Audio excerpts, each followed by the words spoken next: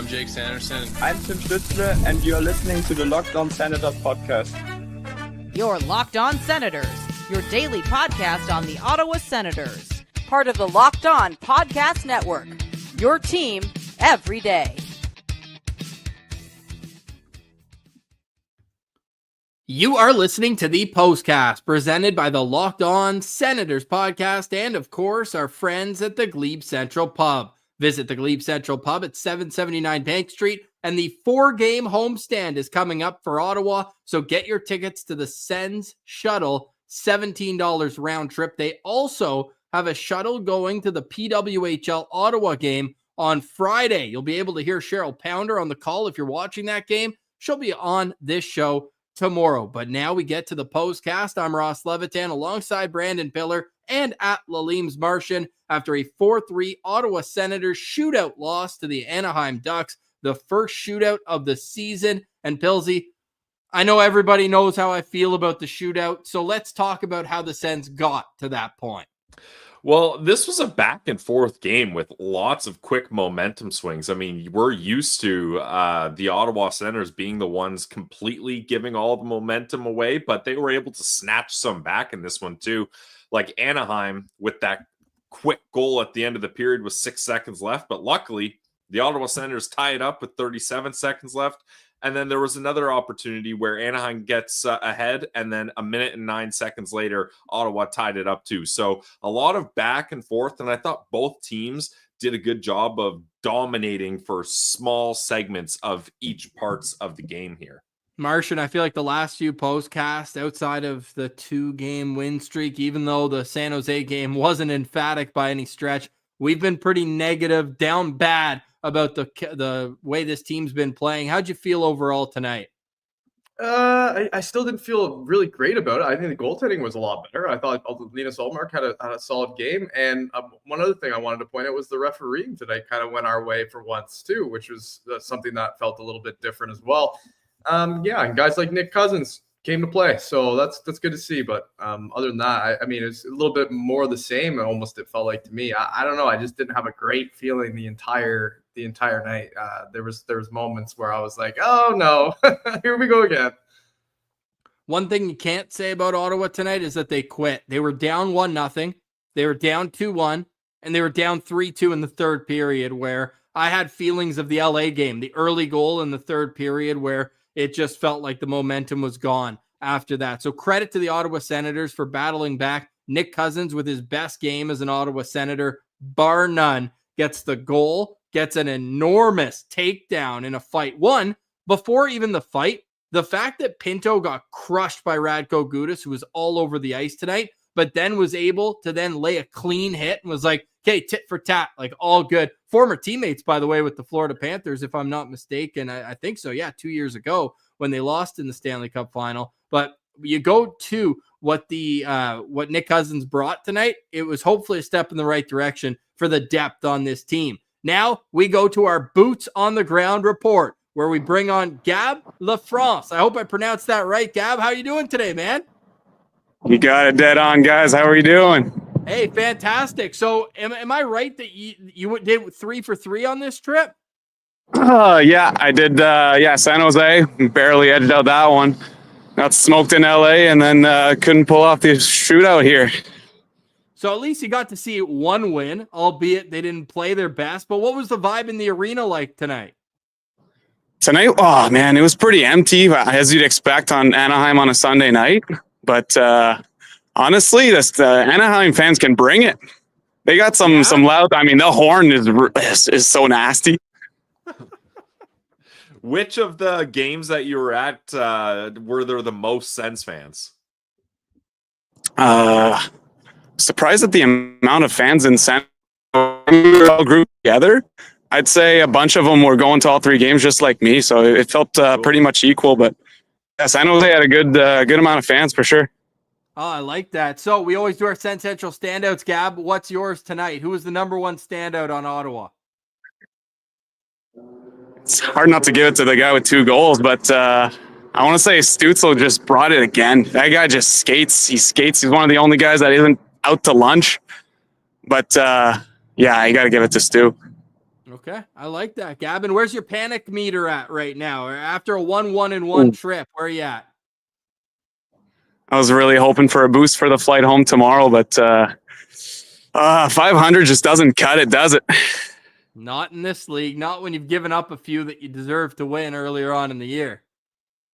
Yeah, and one thing I got to say, the refs were on our side too, and we couldn't pull it off tonight, huh? Yeah, Martian was just saying that. I beat you to that one, Gab. But yeah, it's a good take. Yeah. Where were you sitting, Gab? We got some cheapo tickets for tonight, hoping to move down because the attendance was pretty bad. But I gotta say, the sidelines in that building is like the CTC. Like, there's no bad seat. We were chilling up in row S, I think, so three rows from the ceiling. But it was a great view anyway. Oh, that's awesome, man. Well, we appreciate you giving us a little insight into how the event was and how the trip was. We wish you a safe flight back and must win on the homestand, to get feeling better about themselves. Oh, with the pizza line in town, we got against Detroit too. That can't be another L. No, can't at all. Well, hey, it's a win anytime we get to chat with you, Gab. So we appreciate the report, and we'll do this again down the road. Hey, we still got to have you on as a citizen segment. We've been following you online forever, so we'll be in touch on that. Appreciate it. Looking forward to it, guys. Awesome. There we go. From Anaheim, California, Gab LaFrance. I love doing that. We got to keep this up for the road games. And Sens fans travel well. That's one thing that you learn. It might not be the mightiest fan base in terms of overall number of fans, but man, the passion is all the way there. So thanks, Gab, for joining us. I want to pick up on what he mentioned with the officials. Ottawa goes 1 for 4 on the power play. Their only goal comes on a 5-on-3 man advantage. It felt like they were so much around the perimeter on their third and fourth power plays. Pilsy, how beyond the Kachuk jam play at the side of the net, which happened again and again and again, can Ottawa start making a little bit more different looks on the power play? I mean, the answer is simple to me, Ross. We still haven't seen a Norris one-timer in ages. Like, it blows my mind that it seems like they don't even have that as like a plan C setup. Like, it's mostly a lot of trying to get that bumper play open. Teams are very aware that that's a highly successful play if you can get that pass down to the guy beside the net and then back to the bumper. So they're covering for that. So that's plan A. Wasn't working out. Plan B, just let Brady shoot it and jam it as much as he wants. That's fine. I don't hate that. It creates chaos at least and gets pucks towards the net. But it's crazy that if those plans aren't working, they're not even looking at Norris for a one-timer option. Like, we didn't even see him like hold his stick up being like, I'm available for a one-timer. Like, they're not even thinking about it. How are they omitting that from their power play plan? It's wild. Martian, like, what's your rationale on that if you're trying to see it from their perspective? I mean, maybe they look at Norris as more of a facilitator right now, or maybe they just don't feel like that shot's going to be that successful from over there anymore. Maybe that's just something that other teams haven't, in the books as something to watch for the Sens. And I don't know. Can't even remember if they tried it in preseason or if they were doing it early in the season. I don't really think they were. But you did see Norris try to sneak over there a couple times. So I bet you if you had to ask Josh Norris, he would say, put me back over there and let me start ripping the pill here. But yeah, it's not really going their way there on the power play here. No, I just don't understand it. Like, he just had so much success 2 seasons ago, and it's like, okay, well, let's never do that again. But hey, look, let's stop.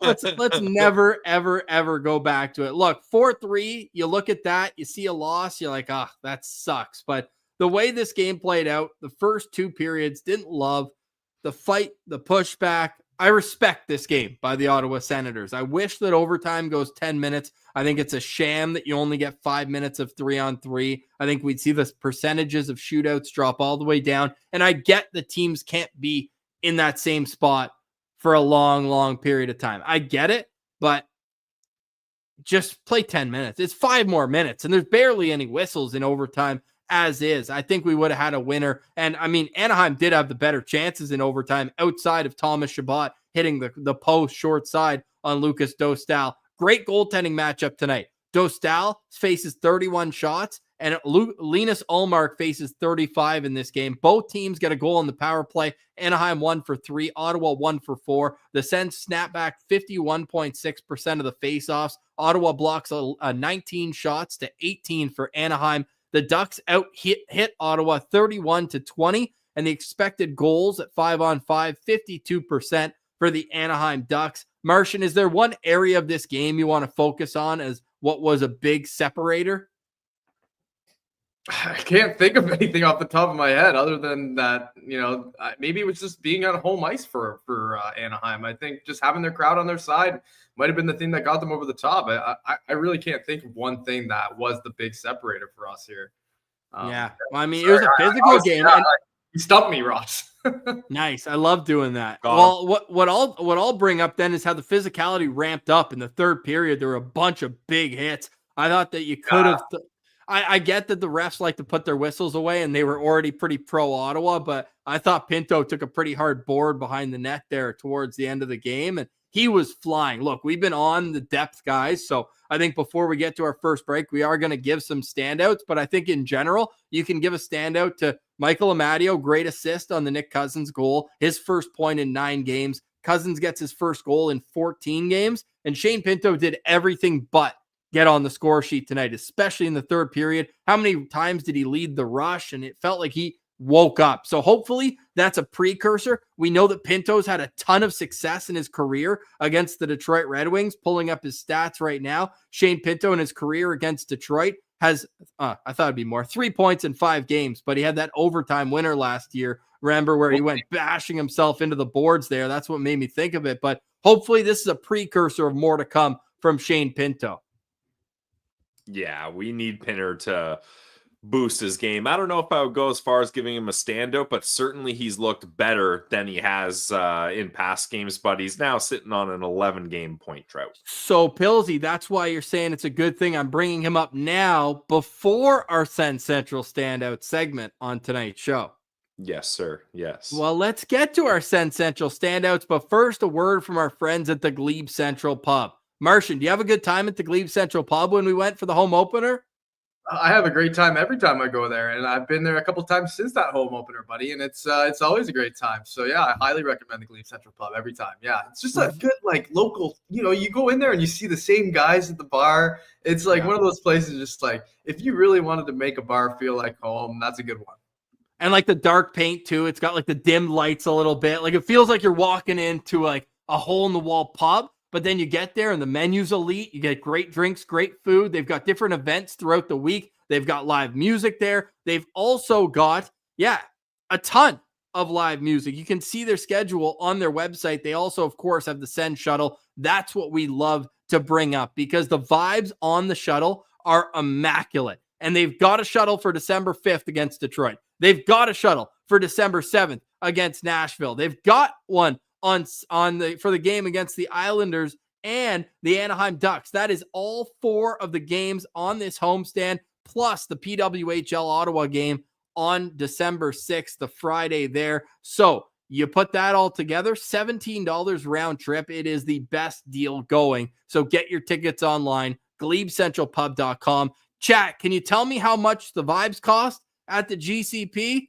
I know Sue could tell me. Sue brings you to the game an hour and 15 minutes beforehand, and she'll bring you right back to the pub 15 minutes after the game, right where she drops you off. It's so easy that I cannot stress it enough. Owen's got the answer. The vibes are free at the GCP. Go visit them at 779 Bank Street and let them know that Locked On Senator sent you. And on game days, you'll get 10% off your bill. This episode is also brought to you by Prize Picks, the best place to get real money sports action. With over 10 million members and billions of dollars in awarded winnings, Prize Picks has made daily fantasy sports accessible to all. You just pick more or less on at least 2 players for your shot to win up to 100 times your cash. Run your game all season long on Prize Picks. You guys heard me right. You can win up to 100 times your money on Prize Picks with as little as 4 correct picks. Sign up today and get $50 instantly when you play $5. Best part is you don't even need to win to receive the $50 bonus. It's guaranteed. Prize Picks is the best way to win real money this football season. which players are going off or which ones aren't going off. Make your picks in less than 60 seconds and turn those sports opinions into cash all season long on PrizePicks. Download the app today and use code LOCKEDONNHL to get $50 off instantly after you play your first $5 lineup.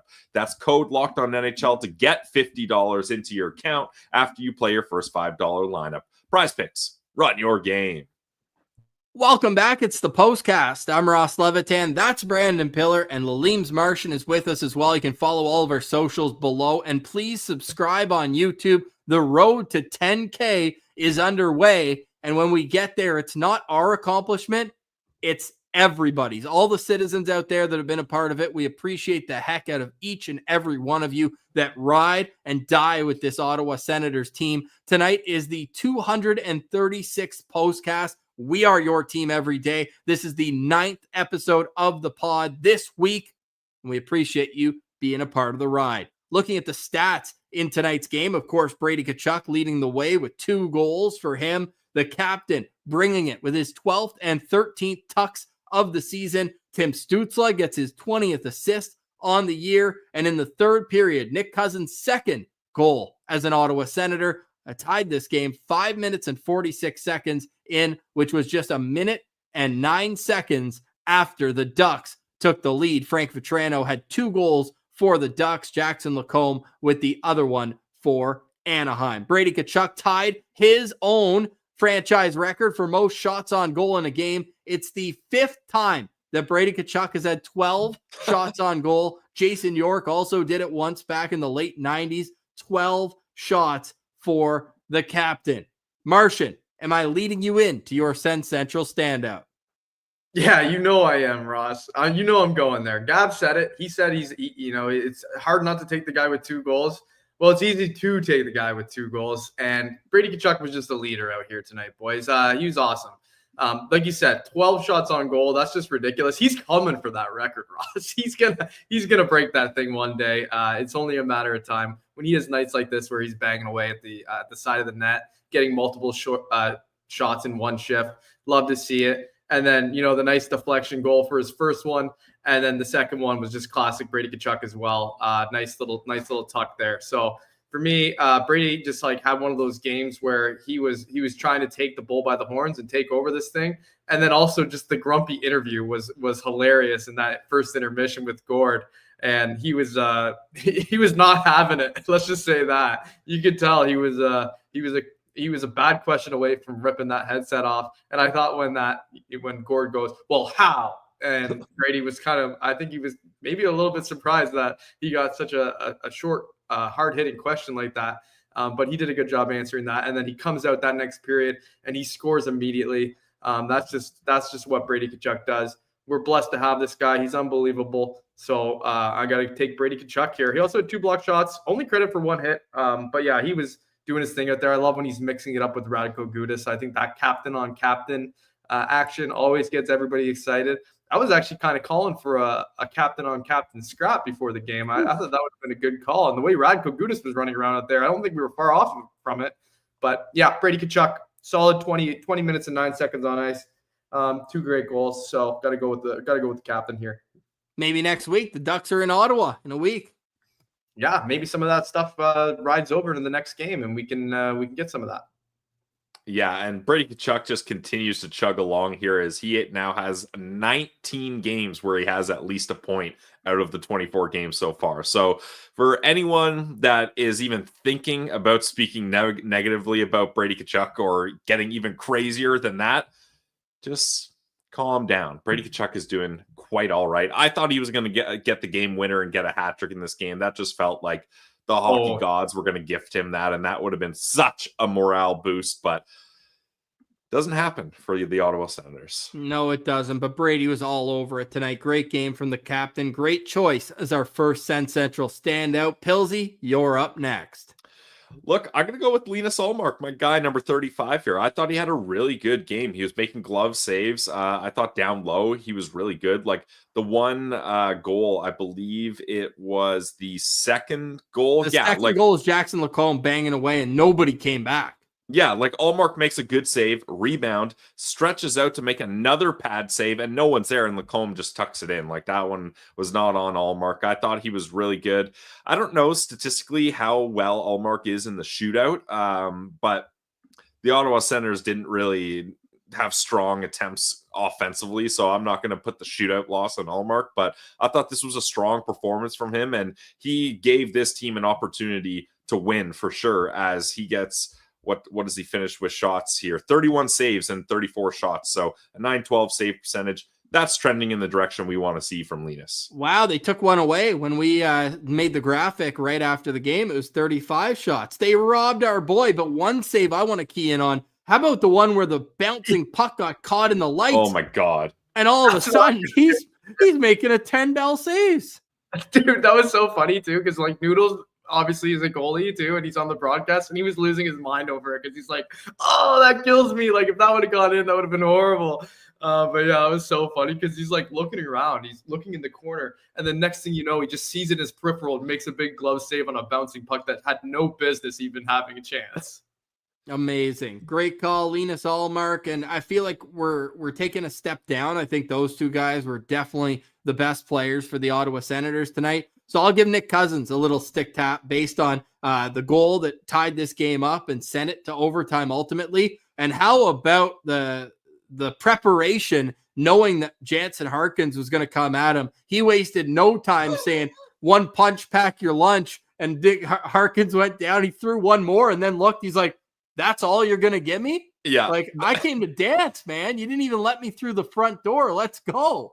That's Nick Cousins hockey. Either punch him in the face before he has a chance to defend himself, or turtle. Like that's what he does in physical altercations. But I mean, that's a smart strategy if you're trying to stay healthy, but not exactly respected around the league. We'll say I would go a step further and call that Belleville hockey. And guys, anyone who knows guys from Belleville, that's just kind of how they act. Yeah. They're but to be fair, like he threw the hit back on Gudis, and then Harkins came at him. It's like, if you're coming at him in that situation, usually it's go time. Well, yeah, but I mean, Ross, typically when you're having a go with someone, you square up for at least half a second. You don't just, as soon as you think it's happening, just swing a haymaker at them. And then and Nick Cousins timed that perfectly because he knows the linesman's right there. He's like, I'm going to get a quick one in, and this thing's going to be all tied up. I'll give him the benefit of the doubt that he's going off adrenaline. He's already scored the goal there to tie it at 3. Then he just threw a hit on the captain of the team. Like, I'm going to give him a bit of adrenaline pass on that one. Okay. Well, we got to give this guy an EpiPen before every game then, if that's what it takes to get him going. Because I love the way he was going out. Like, that 5-minute segment for him was all time. And Harkins is so lucky that first swing missed him, because that was an absolute bomb that was coming his way. I thought it popped in. Didn't it get him? No, he ducked the first one, and then the second one he hit him with. The second one he got him. The second one he got him. Okay. Yeah. One punch, pack your lunch just sounded better than 2 punches.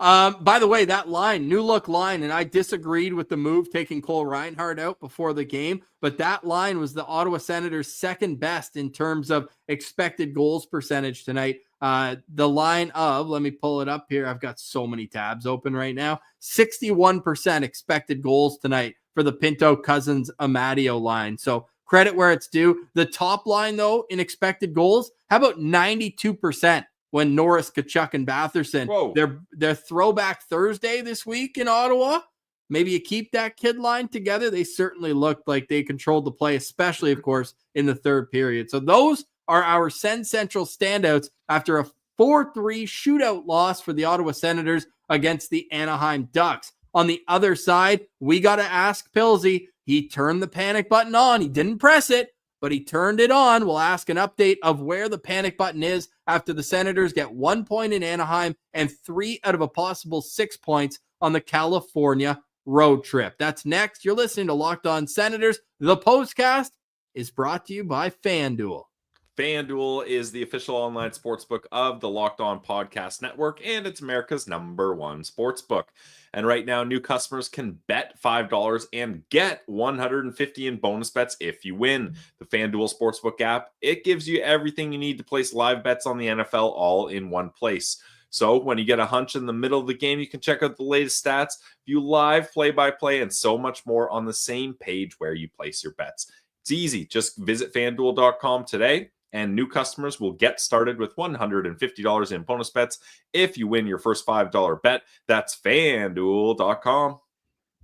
All right, welcome back to the Postcast. I'm Ross Levitan. That's Brandon Pillar. Lalime's Martian is with us. And tomorrow, your intermission analyst from tonight, Cheryl Pounder, will be joining us. Really excited to chat with her. She always brings insight to the show, and we appreciate the heck out of her for that. So look for that tomorrow on the Locked On Senators podcast. Pilsy, Martian, how we feeling right now? After a 1-1-1 road trip, the Senators are now up to 22 points on the season. They are 10-12-2, 7th out of 8 in the Atlantic Division. They are 9th out of 10 in the wild card, but they've got a couple of games in hand. Billsy, where's the panic button at, pal? I'm kind of surprised. I mean, maybe I shouldn't be, but it seems like the chat is much angrier than the three of us. Like, I've already seen comments like, these guys got to get more angry at this. How are we accepting this type of loss? Pillsy, better press the panic button. I'm not even thinking about the panic button in this game, to be honest. Like, am I just happy? Wasting batteries, eh, Pills? Just wasting batteries. Yeah, don't worry. I'm stocked up, though. But, like, this is not a game where I'm looking at this team and being like, the sky is falling. You want to get those 2 points up against a bottom-feeding Anaheim Ducks team. I got news for you guys. The Ottawa Senators are bottom feeders too. So it's not like this is like, how do you not beat this team? We're so ahead of them in the standings. Not at all. Not at all. So it's frustrating. And I thought they were going to find a way to get 2 points, but we're not in a position to be shaking our head at getting a point and moving on. And like we mentioned, the Anaheim Ducks are going to be back in Ottawa very shortly. Hopefully the Sens get the better of them this time. But to answer your question, Ross, no, I'm not paying. I said I wouldn't press it in November. I'm not about to press it December 1st after a shootout loss to a Western Conference team. Well, let's bring Jay Munchin in here because he is very upset that you're not touching the panic button. We're bottom feeders now. You're not hitting it. What would make you hit the panic button then, pal? Well, I mean, I think all three of us are guilty of this, of kind of moving the goalposts of when we decide that we're going to go nuclear on this team, right? Like, Ross, you've switched it to 25 losses before 25 wins. Yeah, or 10 points out of a playoff spot.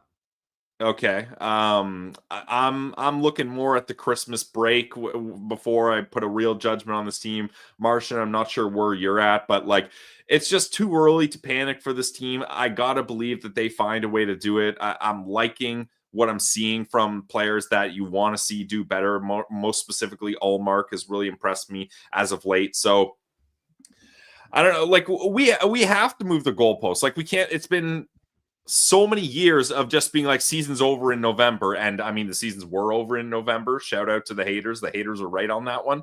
But we can't be sitting here this year and giving up so soon or panicking so soon. I don't know. This is not the game I'm going to do it. Let me put it that way. And moving the goalposts is the only way we can stay sane. Yeah. Yeah, the Sens have boxed us into a corner, so we got to move the walls and give ourselves a little more space here. I don't know. Does that make us phony, chat? I don't know. Maybe it does. And if you feel that way, that's fine, I guess. But like, when you're in the grind that the three of us are in, I mean, I'm not saying the chat's not in the same grind, but like, we got to find ways that we can tread water and still have some sort of belief. Because if there's no hope, then I don't know where this team goes, because it's not like they're in a position to load up on draft picks and hit the full rebuild. We can't be doing that. Well, if you can't sell hope, you sell nostalgia. Oh, look, yes. The Visa Line's coming on Thursday. It's a Sens throwback to honor days gone by. But all jokes aside, look, 82 postcasts. If we pull the plug on December 1st, then what are we doing? We're spinning the wheel for 4 months. I think, look, like this homestand, and we said it over and over again, but they keep getting more important. Like, you have 4 teams. One of them is a point ahead of you in the standings right now. You must win these important divisional games. So I look at this homestand against the Red Wings, the Predators, the Islanders, and the Ducks. You've got 3 days off before that game on Thursday. There's going to be pageantry around that game. You've got the game Saturday against the dead last team in the National Hockey League. They might be 29th or 30th right now, but they're below you, the Nashville Predators. They can't even get their right skaters from their starting lineup out on the ice. And then the Islanders, the overtime loss merchants of the league. The Islanders, despite being ahead of Ottawa, have less wins this season than the Ottawa Senators. That's a winnable game. You've already lost to them this year. And then you wrap up the homestand against these same Ducks in your barn. There's no such thing as trap games, though, Spiegler. The Ottawa Senators need to come out and win 3 out of 4 at home, or else I'm touching the panic button. That's where I'm at. Martian? Yeah, I mean, they gotta get going right now. I said it earlier today. I said today's the day. They gotta start getting it going here right now. Today they got a point, so we'll give them a little bit of credit for that. But boys, I mean, like I'm like in a weird state right now where I almost don't care because I think I know what's going to happen, but I'm hanging on for dear life here right now, boys. And if they can get on a little bit of a run here, things can change very quickly. We've seen this fan base go from doomsday to glory days very quickly. So let's just try to get back there. I think it can happen. Like you said, Pilsy, the big dogs are rolling. If the supporting cast starts, pulling their weight a little bit more, then it's gonna be okay. But again, like they just got to win games that they're supposed to win. Just got to win. You got to win on home. You got to win divisional games. You got to win right now because you've given up so many games that you should have done better. So look, this is a critical juncture of the season. You've got that 9-game road trip looming at the end of this month. It's December, but are you guys ready for the ultimate spin zone? I think I'm going to get a sigh from 266 people in the chat when I say this. The Sens are 2-1-1 in their last 4 games. Hey, Sens are 2-1-1 in their last 4 games. Keep that pace up the rest of the year. We could be talking. Hey, there we go. There's the positive spin we're looking for, Ross. Hey. But Ross, they're 3-5-2 in their last 10. No, I didn't say the last 10, dude. I said the last 4. I know, but if we zoom out just a little bit, the real truth becomes uncovered. Oh, do I get a bench miner for that one, boys? No, you're good on that one. Like you hear last 5 games, you hear last 10, but I don't think I've ever heard they're this in the last 4. I like the hustle. Thanks, boys. Really appreciate that. Hey, the Sens are 24 games into the season, and Tim Stützle has 30 points on the year. That's pretty sick. Yeah, Tim Stützle is awesome. Another great game from him. I thought he had a couple good chances too. He draws a couple penalties, but I mean, unfortunately, probably the most, that's true. 2-1-1 in the Lily Levitan era. Probably the most memorable play from Timmy was when Radko Gudas threw out the old school Mark Mathot hip check and that was hit him into Josh Norris too. Like, obviously you don't want to see that, but as a hockey fan, that was a good, clean play. Yeah, it was. Dion. The double Dion. How many hits did Gudas have? That guy was 7. Just a monster. 7, yeah. No surprise there. Dostal, nasty. That guy, he's so sick. And I thought Ullmark was awesome tonight too, Pilsy. I'm glad that you gave him a shout out there as well. Boys, are we worried about Adam Gaudette? He didn't score tonight. First time in 3 games that Adam Gaudette hasn't scored. Quiet night for Adam. Quiet night out there for him. I don't know what's going on with Adam Gaudette. I can't believe he didn't. No, but seriously, dude, he had 4 goals in his last 3 games. Yeah, 4 goals. This guy is on some kind of heater, and you even go back to the Vegas game. He had 5 goals in his last 5 games coming into tonight. So, are we worried about? I can't even finish that sentence. Gaudette's just fine. What do you think of having Timmy flanked by Claude Giroux and Adam Gaudette though tonight, Martian? I'm not sure if I'm super on board with it. I think Timmy individually had a really good night, and G's always a good facilitator out there, but I don't know if he had the speed he really needs like with him. I don't know. I don't know what I thought about it. I don't like it. I didn't really like it. I like to go back to Brady on the left-hand side there. I think they were just trying to get G going. I think he's been on a little bit of over the last probably 15 games or so, his point numbers aren't very good. So I think they were trying to give him a little bit of a boost by playing him with Timmy. They've played together before. Obviously, Gaudette needs a guy like Timmy to feed him the puck. So that I see the theory there. But I don't know why they made that change, because that line seemed to be ticking pretty good. But maybe they were just trying to get G going, and it didn't really work.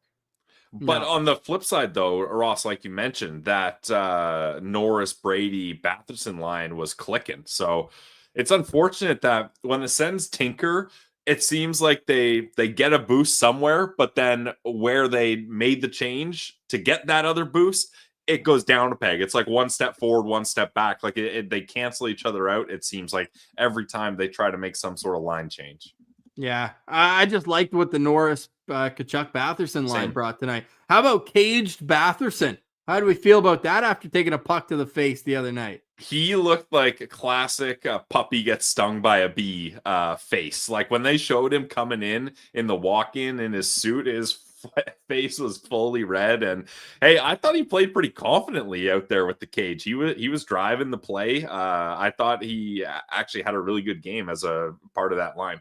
Let's get to the supers here to wrap up the show. Norris, this from Buck. Norris, Giroux, Zub, Perron, Amadio equals $26 million of our cap. We need to move some contracts and get new players. Now, two of those guys weren't in the lineup tonight. They're both, Zub is on LTIR, so you can use that cap space, and you can accrue for Perron, who isn't on you can accrue for guys who are on the IR, right? Yeah, I believe that's the case. So Zub, you can accrue some cap space for. Perron, when he comes back, like the pressure's going to be on for him to produce something. He's sitting at 0 points in 9 games, and we understand that there are things bigger than hockey that have affected that for him. But look, they do need more. And Amadio's got 1 point in his last 1 game, which is one more than he had in the 9 games before that.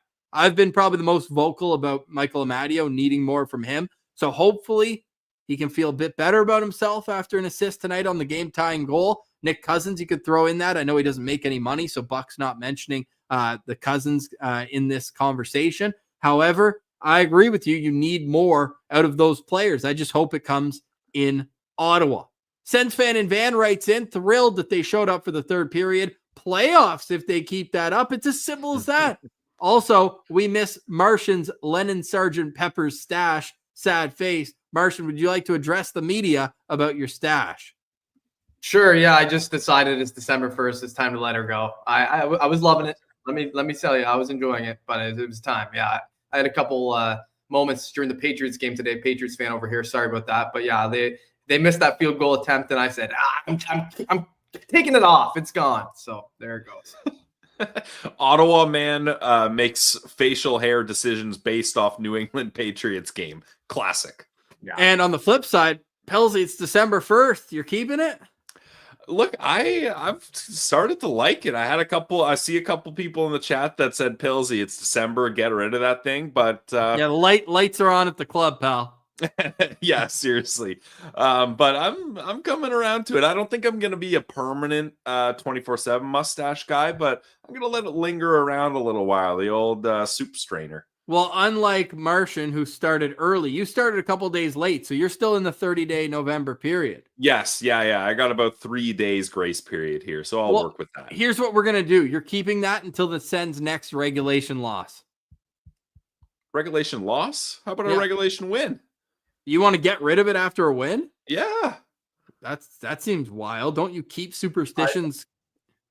I like Ross's train of thought on this. I think next time they lose, you shave it. So hopefully they go on a big run, and the stash is like the big good luck charm. I love this. Wow, you're looking like Burt Reynolds by next month. I'd love that. All right, yeah, I like it. Awesome. Martian, final thoughts on tonight's postcast. It was a tough one, boys, but we're moving on. We're moving on. They got a nice long break here too, so hopefully they can get their shit together in that meantime. And I'd agree with that. Pilsy, your final thoughts? The Belleville Senators with another win. Let's go. They sweep the Bridgeport Islanders. 3-2 win for the Belleville Senators. So that's something positive at least. And they came back down 1 in the third period. Our guy, Stephen Halliday, gets the game-tying goal. And Wyatt Bongiovanni scores the winner. And revenge weekend next weekend for Bongiovanni. The Manitoba Moose gave him up for future considerations. True. No, he's coming back into that building doing his thing. Pat says Pillsy with his classic Belleville report. The Calgary Hitmen won 9-0 tonight, says the Overmaster. Yesterday, Carter Yakimchuk had 14 penalty minutes and an assist. Got a double minor for roughing and a 10-minute cool down in the box. So we'll be following that. Also in Ottawa today, Blake Montgomery with the London Knights. He's had a goal. He's 10 points in 10 games with London. So we've been chatting with him, by the way. He's going to come on the pod. And by the way, Levi Marilainen was sick.